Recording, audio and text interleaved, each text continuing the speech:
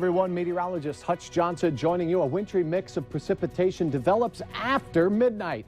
By morning, it could be snowy and some rumbles of thunder. Details in your hour-by-hour forecast next. Live from Fargo and serving you on TV, online and on the go. This is Valley News Live 10 at 10.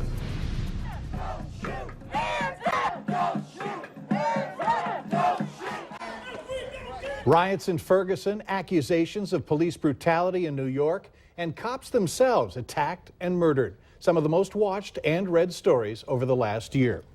Good evening, everyone. Thanks so much for joining us tonight. Police are under the microscope. Some locals claiming unfair treatment at the hands of police, saying it happened because of the color of their skin. But some officers are also getting attacked, several here in the valley getting shot on the job. It begs the question, are police being targeted or is this history repeating itself? Valley News Team's Nicole Johnson investigates.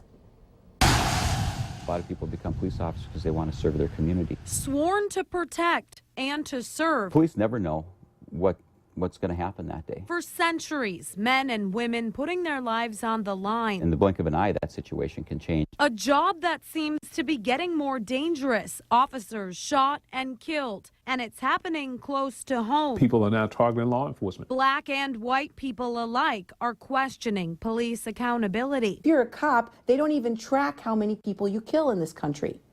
There is something deeply wrong with that because we're talking about life and death. A new poll finds 1 in 3 people believe police lie.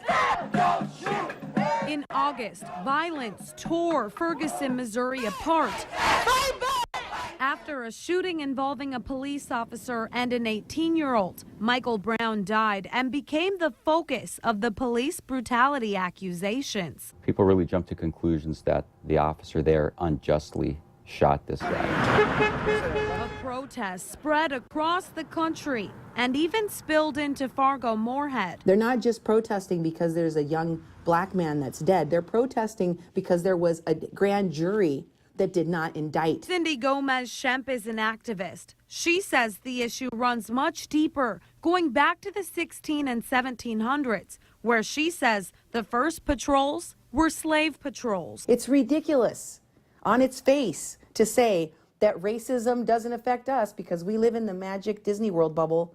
Nobody lives in that magic Disney World bubble. We're all connected and we all function together as a community. And what permeates throughout the communities in the system of racism is going to permeate the police department too. People were not born racist. People are either learn to be racist or they're taught to be a racist. It's the way people are raised. Former West Fargo police officer Ken Zeeb says some minority groups look at themselves as victims, no matter what police do. These people that tend to criticize the police, they've looked at a situation over at least several hours or several days to reach the conclusion that the cop made in a split second. Zeeb blames visibility, saying cameras are everywhere, and on social media, people don't get the whole story or the truth. But Gomez-Schemp takes issue with that, saying the community needs to take a hard look at what others in the same community have to say. Just listen and believe that they need help because we are disproportionately being affected by police brutality in this country. Well, the biggest part of my budget. Hawley Police Chief Jimmy Macon What's the guy's number? says there are always a couple bad officers, just like any other job, but he too is concerned more people are targeting law enforcement. We always got those ones out there, regardless of what we do, they're going to try to make us look bad. They're going to do what they can to get the upper hand on us. His solution? To repair what he calls a broken relationship between the community and the police. Part of what we call the community policing. Macon is doing just that, making his daily stop at the nursing home in Hawley. Put a little bit of the blame on us as police officers and police chiefs. We need to get more into the community. Macon's message is one you've heard, to protect and serve. But he'd like to add to that, to protect and serve and to educate. People a lot of times forget police are human. Nicole Johnson, Valley News Live. Well, this story has been getting a lot of attention on social media. We want you to hear what you have to say about this. Log on to our Valley News Live Facebook page and join the conversation. Just search Valley News Live, like our page, and You'll stay informed throughout the entire day. Investigators hope you can help them by identifying a car. The car in question may be tied to the death of Thomas Beerson, an NDSU student whose body was found in September in an RV sales lot in Moorhead. Autopsy results are back, but authorities are saying very little. They previously confirmed that he died from homicidal violence. Just to address one specific thing that a comment you made, one of the rumors that we wanted to dispel on this is mutilation. Given some of the way out comments that are made on the web, there's no indication of mutilation in this. In answer to your question. Police say they have no suspect in mind, no person or persons of interest, and have not determined a motive. As Moorhead continues to grow, the school board says something will be done to schools to accommodate more students in the next 10 years.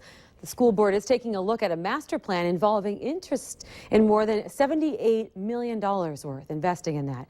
Now, projects include a new elementary school, a addition to Horizon Middle School, and either adding on to Moorhead High School or building another school. The district expects to be more than 400 students over capacity in the high school by 2022, and the school board will act on the plan on February 23rd. Well, Churches United for the Homeless is working to house more people in need. Tonight, Moorhead leaders approved improvements that would allow them to accommodate up to 112 people in need. Right now, the facility can house 96. The City Council also approved a 5-year construction plan for 20th Street South in Moorhead. Construction is expected to begin sometime this year. Well, the Red Cross is responding to an apartment fire on 3rd Street in Grand Forks on the north side to help those who are displaced. About 12 to 15 people are without a home for the night because of smoke and water damage. Red Cross volunteers opened an evacuation center at the nearby church for everyone impacted and are providing food and hydration for about 50 people involved in the response. And the Red Cross is also providing emergency lodging at a local hotel for 1 to 2 days for those displaced. By now, you've seen the billboards and heard the ads. Distracted driving is dangerous. Well, today we heard from a mother whose 21-month-old son was injured in a crash caused by a teen who was reading a text. Kelsey Dial says her son is still on anti-seizure medication, and because he's so little, there are still many uncertainties. To this day, we still don't know what's going to happen, what to look forward to, what to expect. We can't do typical things that normal parents could do with their toddlers. Distracted driving is a leading cause of crashes in Minnesota. It accounts for approximately 65 deaths and 235 serious injuries each year. A local family is grieving while trying to keep the search for their mother and her memory alive and well. Melissa Eagleshield has been missing since October 5th of last year. Eagleshield, who's also known as Mitz, was last seen outside her home near Inland Lake in Becker County. She's 5'1", 155 pounds, and has light brown hair and hazel eyes. After 4 months of searching, the family has very few answers. Valley News Team's Christina Craig talked to her daughter, who says the worst part is not knowing. It's a bittersweet time for this family. If you're ready, you can let him go. Loved ones of Melissa Eagleshield are grieving in the midst of the unknown. Her family is also choosing to celebrate the birthday girl by releasing balloons into the skies in hopes she'll come home. The whole week before her birthday, everybody was going through their emotional wreck stage, and then yesterday, us just coming together. Daughter Alexis Harris is searching for answers months after her mother first disappeared. And with 5 children, the hardest part is explaining why grandma isn't home. Your kids are realizing that they don't get to talk to their grandma anymore, and they're crying because they miss her. Harris says she's trying to keep hope alive, but it's hard not hearing a word from Mitz. 4 months is a long time for her not to contact anybody. The more time goes by, the more questions Harris has for Becker County investigators. We haven't obviously forgotten about this. It's something that we want to bring to closure, and just for the family, let them know that we are still doing whatever we can on our end, and we'll continue to do that until we get more answers. The sheriff says they will resume ground searches by helicopter once the snow melts and before the trees bud. But for the family's sake, they're hoping to give them some real answers sooner than later. Are you surprised nothing's turned up by now? Yeah, I am. We still don't know. mean, it's, you know, if she got a ride from somebody and, you know, or is somebody hiding her, we don't know, but we can't, you know, rule that out, I guess, right now. We're open for any information. And Harris hopes for her mother's next birthday, she'll be there to slice the cake. In Detroit Lakes, Christina Craig, Valley News Live. Now, the family is still offering a $1,500 reward to anyone who can help locate Eagle Shield. If you have any information on where she is, contact the Becker County Sheriff's Office at 218-847-2661. Valley